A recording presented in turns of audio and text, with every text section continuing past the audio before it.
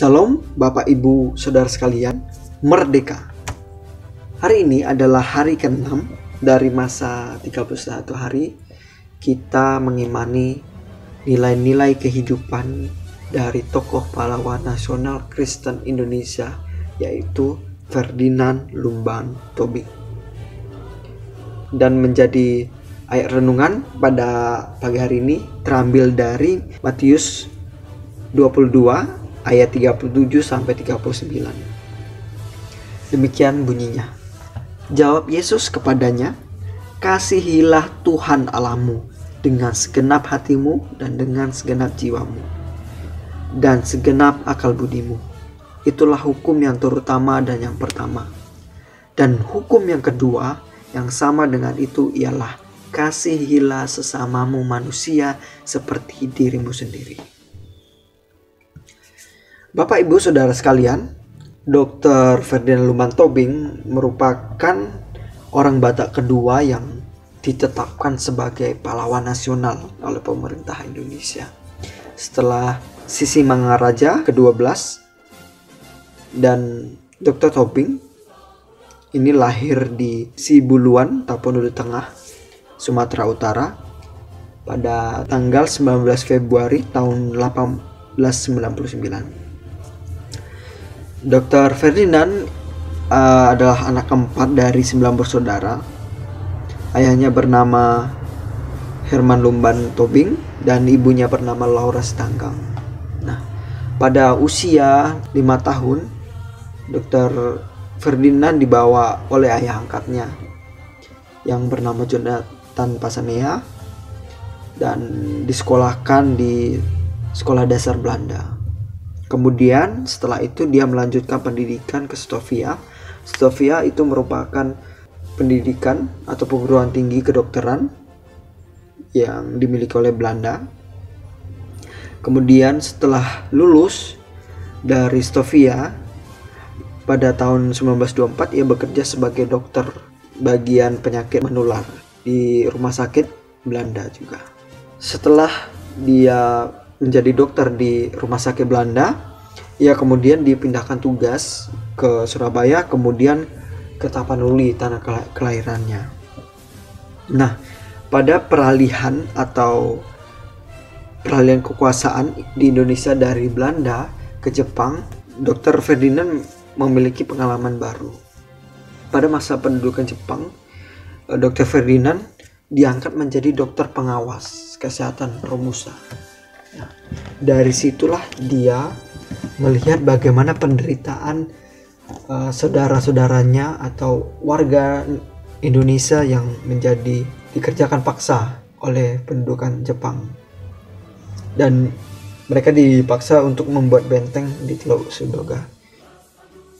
Dari situlah dia ingin memberi semangat atau menjadi promotor atau menjadi ketua untuk melakukan atau menggelorakan semangat untuk melawan penjajah.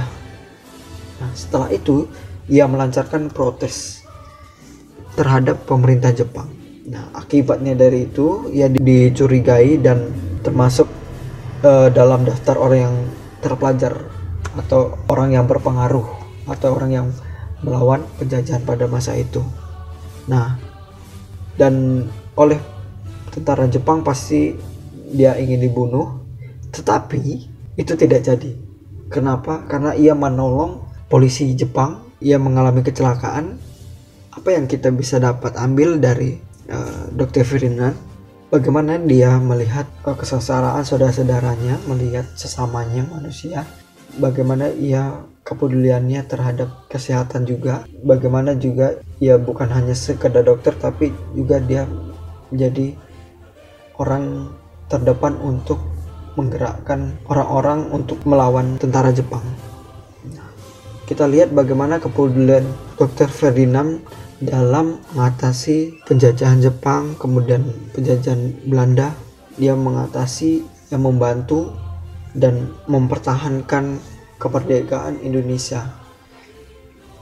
Selain itu, yang dapat kita ambil bahwa mengasihi sesama manusia adalah bagaimana pada saat itu Jepang mengalami krisis atau Jepang kalah oleh sekutu. Jadi tentara Jepang mengumpulkan para orang ternama atau orang terpelajar pada saat itu, termasuk Dr. Ferdinand.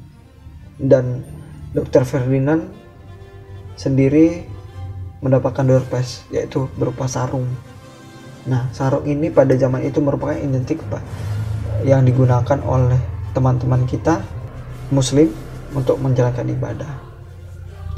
Nah, dari sini kita lihat bagaimana ia menghargai sesama manusia, walaupun kita memiliki perbedaan baik itu dari etnis, agama, kebudayaan, setiap suku yang berbeda, dia tetap memancarkan atau memberikan energi positif terhadap teman-temannya. Nah, ini yang dapat kita ambil dari Dr. Ferdinand. Kemudian hal-hal apa saja yang didapatkan oleh Dr. Ferdinand pada saat itu? Pada saat itu, pada masa revolusi kemerdekaan, ia menjadi Menteri Penerangan, Menteri Negara, Urusan Transmigrasi, Menteri Urusan Daerah, dan Menteri Kesehatan pada masa Kabinet Ali Sastrowijoyo. Bapak Ibu, apapun yang kita perbuat, tentunya kita harus menghargai sesama kita seperti kita menghargai Tuhan kita Yesus Kristus. Dan apapun yang kita kerjakan itu harus dengan segenap hati kita, segenap jiwa kita.